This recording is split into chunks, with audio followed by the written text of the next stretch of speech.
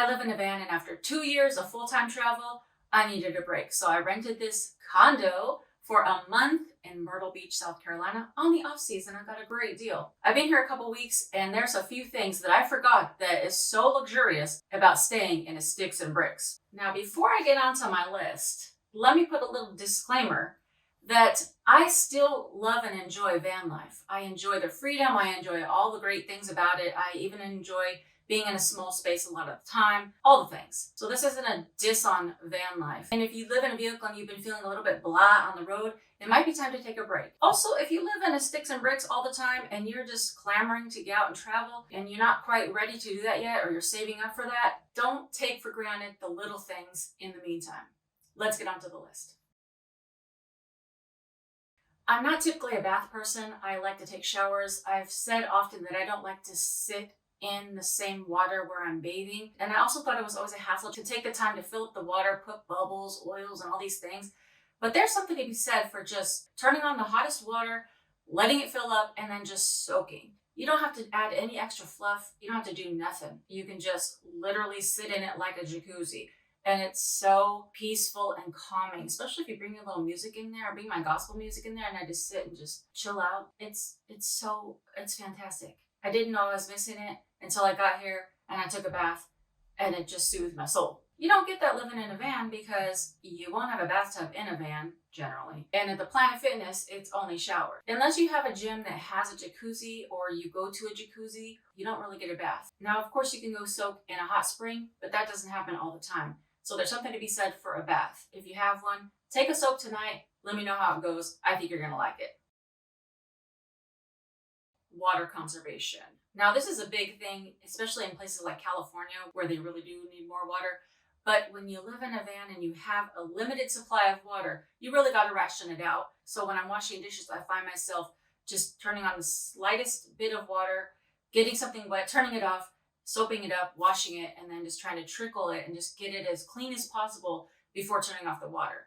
And the same thing with brushing my teeth, washing my hands. It's always water conservation. So being in a place that has a sink and you can just turn it on, not to mention that, but you'll also get hot water. I don't got that. I always have just whatever temperature the water's at in my water tank. It's an awesome thing to have hot water. So being here, when I need to wash dishes, I just turn that water on so hot and I just squirt in that little palm olive and I get it all sudsed up and I just take my time and I just wash it. My hands are so warm and nice and crispy.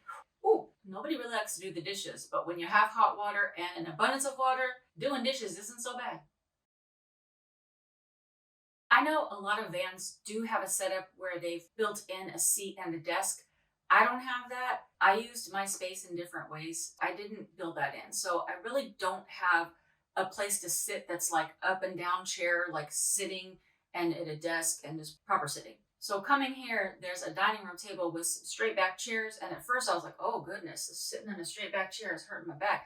But it's been so good for my posture that I really miss being able to just sit down at a desk-style table or a desk in general. I do have a swivel seat in my van, which I'll be using more often now because I've been really ruining my back by sitting hunched over on my bed. But to be able to just sit at a table and work, bro, it's an experience. There are times where I go to places like Starbucks or Panera Bread or the library and I'm able to sit and stuff, but that's just with a lot of other people around and you're not in a private space. So having the privacy to just open my laptop, go get something to drink out of the fridge, look out the window, people aren't talking, making noise and ordering food. It's very nice. And on top of that, Wi-Fi is built in too and I don't have to be driving around looking for strong connection. Come on now. When I moved into my car and then into my van, one of the top questions I got was, well, where do you go to the bathroom?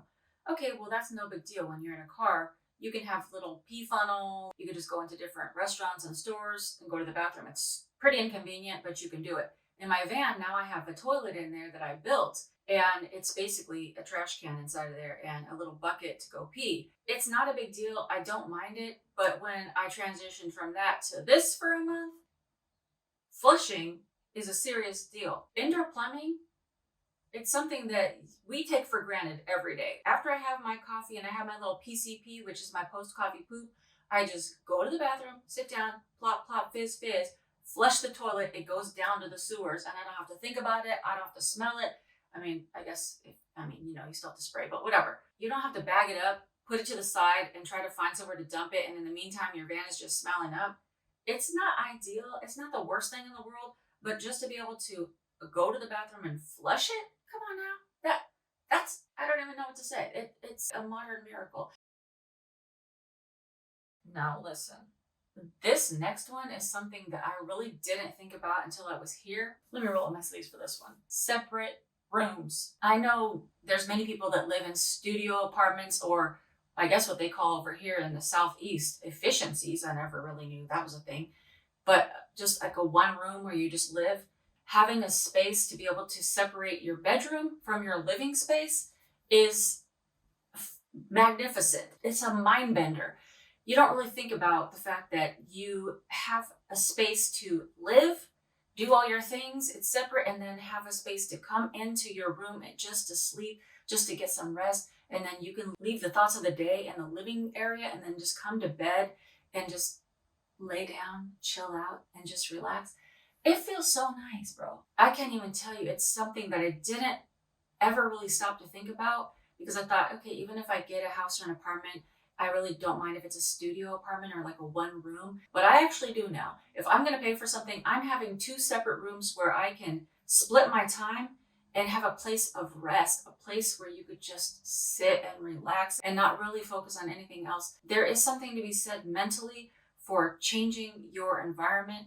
And when you're in one space and you're working and doing chores and all these things, and then when you move to a bedroom, a separate room, 2 spaces, it is luxurious. I know I say that word a lot, but this is a luxury and it feels so nice. Similarly, and I'm sure every van life or vehicle dweller can relate to this one, is not having to try to find a new parking spot every night. Even if you're the type of person that boondocks and you're somewhere for like 14 days, still not having to move locations all the time, it's a big deal. I could just be sitting on the couch watching TV in the living room. I feel a little yawn coming on. It's time for bed. Just click off that TV, walk, we're like 10, 15 steps to the other room and just go into bed. Didn't have to drive anywhere. Didn't have to look up where I'm going to park.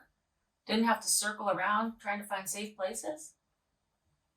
What? If you live in a sticks and bricks and tonight when you're about to go to bed, think of a van lifer and just think they're having to drive around trying to find where they're going to sleep tonight. I'm not saying this to feel sorry for van lifers. I'm just saying that there's some real beauty in van life, but also some real beauty in living in a stationary spot where you have a big bed. I could just roll around here if I want to. I mean, it's a big deal. It's a big deal. I mean, my back. Oh. Take some time to be grateful for the little things that we don't think about. And finally, above all, hands down, the greatest part about me staying here is having a friend to share it with. For the longest time, I've told myself a little lie in my head that as an adult, I could never have a roommate unless it's my partner, like my husband or something like that. But that's just not true, because if you find the right person that has the same temperament, the same character, the same living style as you, it really doesn't matter. It actually feels very secure, very calming.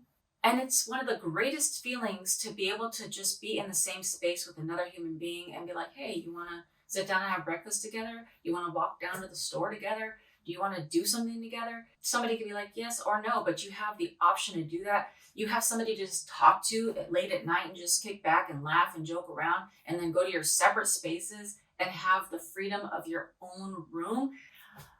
Bro, I feel like I won $1 million. It's just magnificent. It's so awesome. I don't know what I don't know. Don't get me wrong. Having your own space is fantabulous. It's wonderful. It's great. I love being in my van most of the time.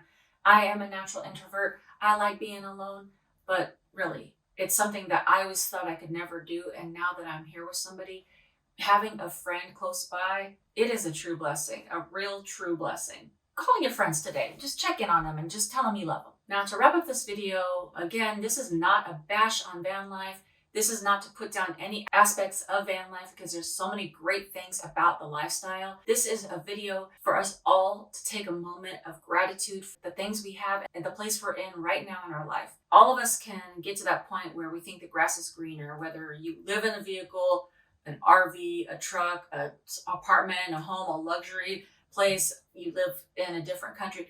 There's so many things that we can think about that we're missing out on. But there's so many things that we have to be grateful for, that so many things that are excellent, awesome in our lives. If we just take a moment to look around, it's just such a blessing, and it just cheers me up. It makes me so happy, and I hope you have a happy day. If nobody's told you today, you are valuable. I love you. I hope you have a great day. Stay blessed. I'm going to walk you out to show you this view as well, because this is another thing that's so awesome. It's one thing to be able to park by a body of water and just be like right at the level. It's another thing to be able to look out over the vastness of the water. Let me show you real quick as we end this video.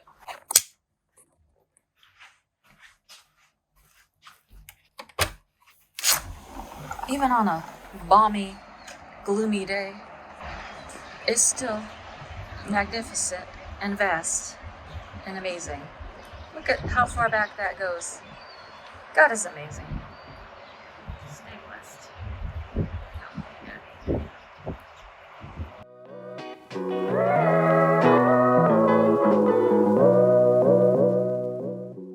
This condo, why is one sleeve up and one sleeve down? What you might be missing, and if you've been feeling a little bit, but when I am like, because if you find